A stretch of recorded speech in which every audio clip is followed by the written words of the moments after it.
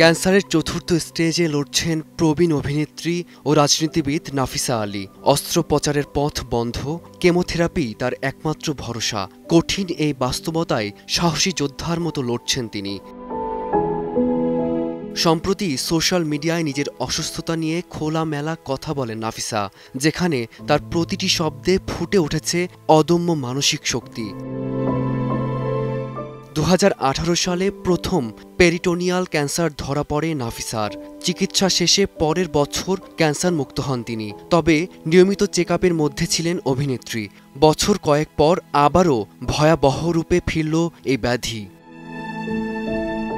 জীবনের এই স্টেজে দাঁড়িয়ে সন্তানদের নিয়ে অনেকটাই নিশ্চিন্ত তিনি, তবুও নিজেদের বন্ধন দৃঢ় রাখার পরামর্শ তার। শশী কাপুর থেকে অমিতাভ বচ্চন, একসময় খ্যাতিমান তারকার সঙ্গে পাল্লা দিয়ে অভিনয় করেছেন নাফিসা। রাজনীতির মাঠেও ছিলেন বেশ সক্রিয়। অসুস্থ শরীর, অনিশ্চিত ভবিষ্যৎ সব কিছুর মাঝেও তিনি মনে করিয়ে দিচ্ছেন জীবন মানে শেষ মুহূর্ত পর্যন্ত বেঁচে থাকার লড়াই। ফারদিন মাঝার, সময় সংবাদ।